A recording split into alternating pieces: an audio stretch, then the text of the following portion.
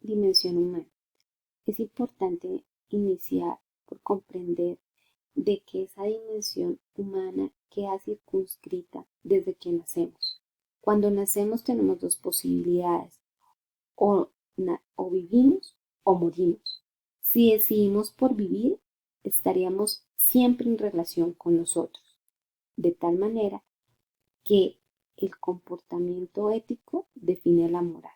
Es decir, la moral es una ética practicada y la ética se define como una moral pensada. De esta manera, para poder tener un pensamiento debemos tener una fundamentación. En el caso de los profesionales de la salud, esa relación que establecemos con la vida, pues trae o deriva también muchas veces conflictos, en la cual la bioética nos brinda las herramientas para poder analizar, tener esos consensos mínimos sobre los cuales hay normas y actitudes tanto personales e institucionales necesarias para resolver los graves conflictos que amenazan la vida y nuestro planeta, que muchas veces no se derivan de la ciencia o tecnología, sino que también son de orden social.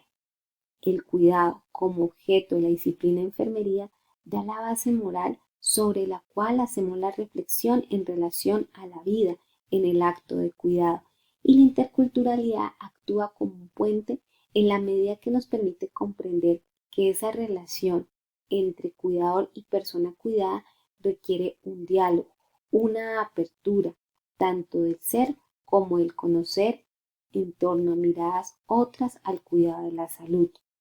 Se trata entonces de reflexionar sobre problemas relacionados con la vida humana, cuyo punto de origen es pensar sobre la esencia de esa condición para articular un acompañamiento a la altura de un ser humano que es diverso.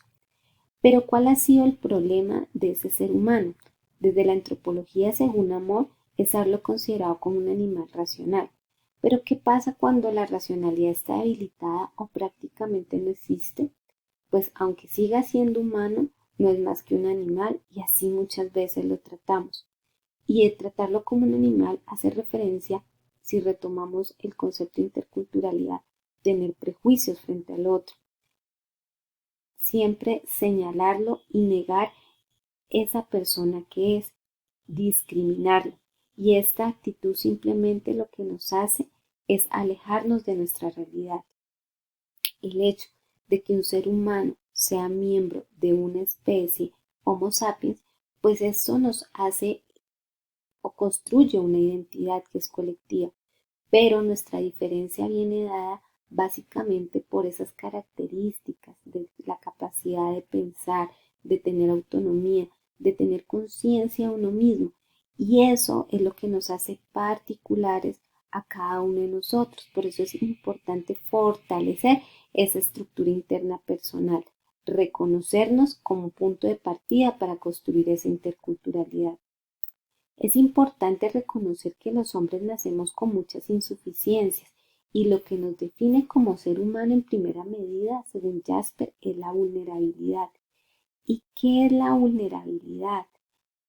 Es asumir conscientemente nuestra condición, que como cualquier otro ente nos hacemos cargo mental y emotivamente de nuestra situación vital.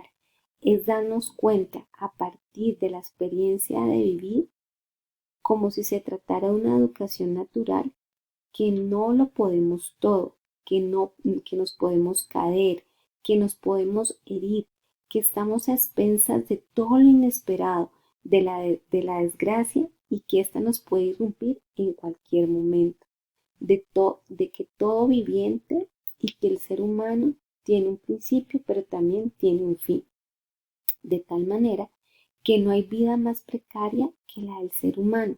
De ahí que el cuidado pertenece precisamente al ser humano y es reconocer la fragilidad de la persona, que es la base y que es el límite de todo cuidado. Por eso reconocemos que las personas no son homogéneas, sino que son particulares, situadas, finitas y limitadas. y que estas características se agudizan sobre todo en momentos como son las alteraciones de salud, donde el límite se presenta también porque quien cuida a esa persona también es humana, también es frágil y también tiene sus limitaciones. Los cuidados es algo constitutivo del ser humano y en el que el sujeto demanda una mayor atención. Esto no es porque solamente baste un valor constante de esfuerzos, sino también de atención. Es así, esa atención nos plantea unas necesidades de cuidado que tenemos las personas. Según Torralba, estas necesidades requieren esfuerzo de todos para poder subsistir y para podernos desarrollarnos integralmente. Maslow plantea unas necesidades básicas del ser humano y las divide en 7. Las primeras, y sin una de esas no se satisface como la más básica en la pirámide, como la fisiológica, pues es imposible que se satisfaga las de otro orden superior. Así las necesidades fisiológicas hacen referencia a lo que podemos localizar en lugares específicos del cuerpo y apremian por su carácter repetitivo, es decir, cuando no está cubierta estas necesidades del cuerpo como la comida, el agua, el descanso, pues el organismo humano sufre daños importantes o deja de existir.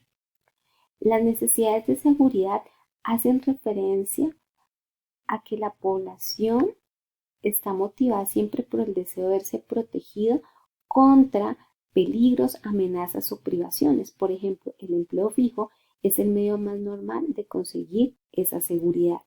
Los efectos dramáticos, por ejemplo, de un paro o de la situación de pandemia que estamos viviendo, pues no nos dan seguridad porque nos muestran muchas veces como personas que nos detienen en un desarrollo ideal. Luego vienen las necesidades sociales o llamadas también de pertenencia a un grupo y de amor. Es aquí cuando el hombre o las mujeres sienten la necesidad de un grado de seguridad, de ser aceptados o precisamente lograr, si no tiene, asociarse a un grupo. El mayor miedo que siente una persona es el temor a quedarse solo. Compartir sus alegrías y sus horas malas exige la compañía de otras personas, es decir, sentirse querido. La necesidad de estima o autoestima, tanto dentro como fuera de la familia, las personas quieren que los demás reconozcan sus esfuerzos. Es decir, la no satisfacción de las necesidades de estima lleva a tener desdibujada la propia identidad, a dudas profundas sobre el sentido de una acción y un sentimiento que puede conducir a quitarse la vida. Es decir, cuando una persona ve reconocidas sus méritos y no únicamente criticados sus defectos, puede encontrar el mundo pleno de sentido. La necesidad luego de logro intelectual o de conocer o comprender, como también la llaman, es explorar, conocer, comprender y crear las necesidades hasta aquí presentadas, exige sistematizar el mundo que nos rodea. Quienes no tienen satisfecha esta necesidad no tienen estructurada su vida porque carecen de un criterio para sistematizar la gran sobrecarga de informaciones y datos que nos llega a nuestro cerebro. Luego tenemos las necesidades estéticas, que hacen referencia tanto la necesidad de orden y belleza dentro como fuera de la familia. Las personas quieren que los demás, hombres y mujeres, sientan esa necesidad de orden, de simetría y de belleza en todo lo que se capta. Por eso miles de anuncios presentan seres humanos, objetos, paisajes bellos y armónicos. Las necesidades de autorrealización hacen referencia a quienes tienen un mundo interior de valores elevados y una imagen muy consistente sobre sí mismos, son capaces de sacrificar la satisfacción de gran parte de las necesidades anteriores o de transformarlas al servicio de su vocación. Es decir, si tienen el centro de su actividad dentro de sí mismos y su independencia ante los estímulos del ambiente, demuestran un gran elevado libertad interior. En conclusión, es importante ser conscientes que independientemente de la situación en que estemos los seres humanos, somos vulnerables y que es necesario partir de una postura intersubjetiva para llegar a consensos en la cual se establece una posibilidad a partir de la palabra, a partir del diálogo, podamos llegar a ser conscientes de esas necesidades que emergen de la experiencia humana, maximizar y optimizar la satisfacción de todas y cada uno de los miembros de nuestra especie. Así, el cuidado, definido como objeto de la enfermería, en la cual es un momento de reflexionar sobre la salud de las personas para mantener y preservar la salud, se define como restablecer esa estructura pluridimensional y pluridireccional del ser humano. ¿Y cómo podemos restablecer esa pluridimensionalidad? A través de la esperanza.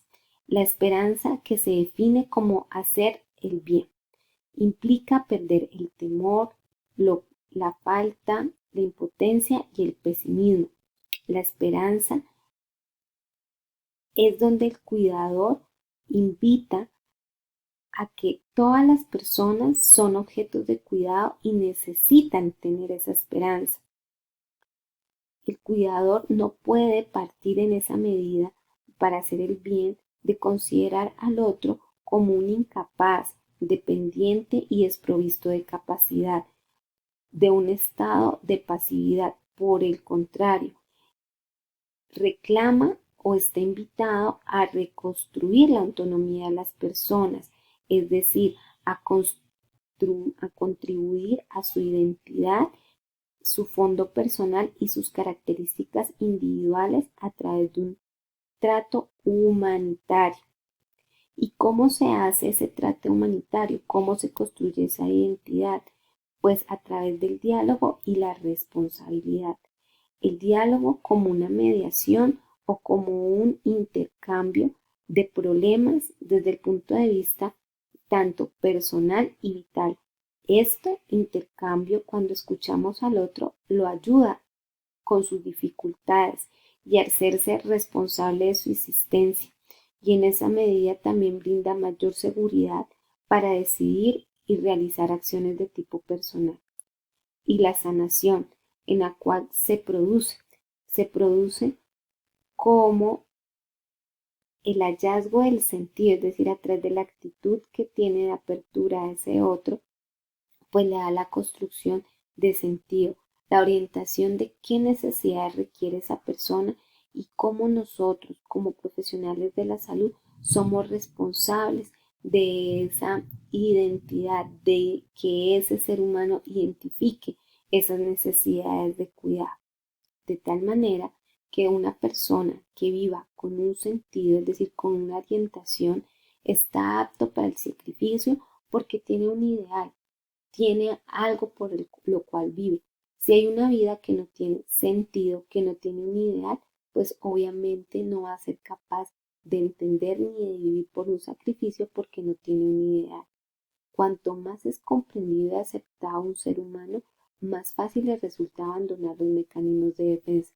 Cuanto más escuchamos a las personas, lo reconocemos como ser humano, más fácilmente él entiende que es responsable también por mantener su salud.